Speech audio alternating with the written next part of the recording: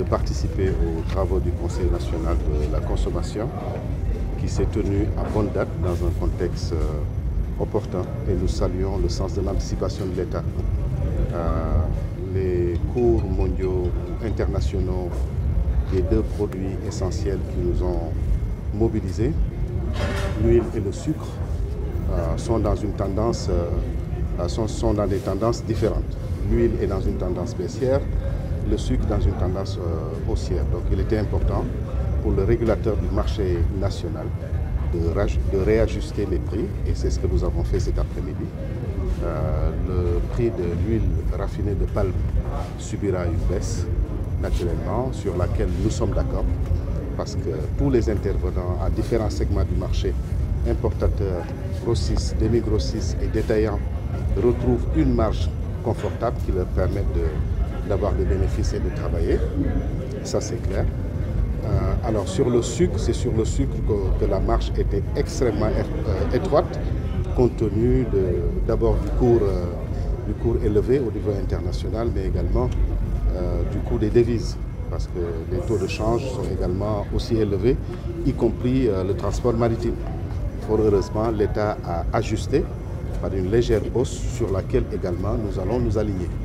Nous considérons que les décisions qui sont issues de ce Conseil national sont des décisions consensuelles sur lesquelles nous sommes parfaitement d'accord avec l'État. Donc nous venons de relever un défi important qui était celui du réaménagement des prix.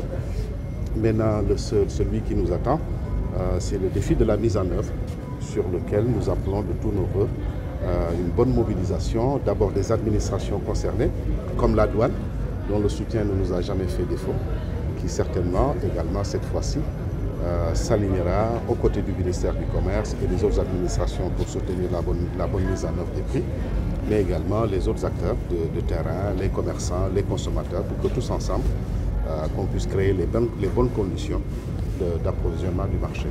Parce que nous avons des événements importants qui sont en vue, des rencontres religieuses que le Sénégal connaît traditionnellement.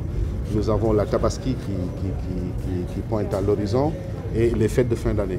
Alors on n'attendra pas d'être au seuil de ces événements-là pour approvisionner le marché. Donc il faut anticiper sur la gestion de ces stocks-là. Et c'est pourquoi, encore une fois de plus, nous saluons le sens de l'anticipation de l'État et vraiment sa capacité à mobiliser les acteurs pour prévenir les difficultés à venir. Est-ce que l'UNACOIS évolue avec des propositions?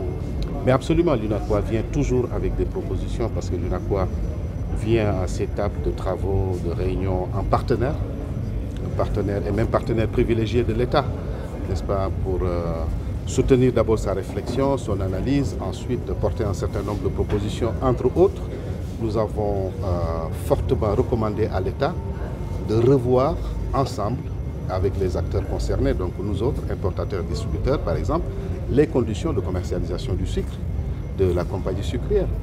Une chose est qu'on s'entende d'observer une période de gel au cours de laquelle tous les importateurs renoncent à leur droit d'importation. Parce que le commerce, il est libre dans notre pays et dans l'espace de la CEDEAO. Aucune disposition légale ne nous interdit d'importer du sucre. Ça, il faut que les gens le comprennent parfaitement.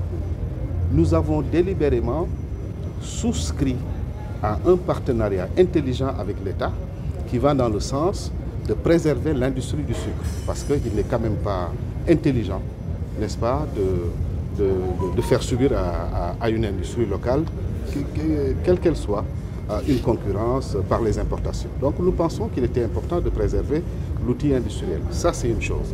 Bon, maintenant, puisque ce gel crée une situation de monopole de fait, parce que c'est le seul producteur détenteur de sucre, mais on ne peut pas lui laisser tout seul fixer les règles.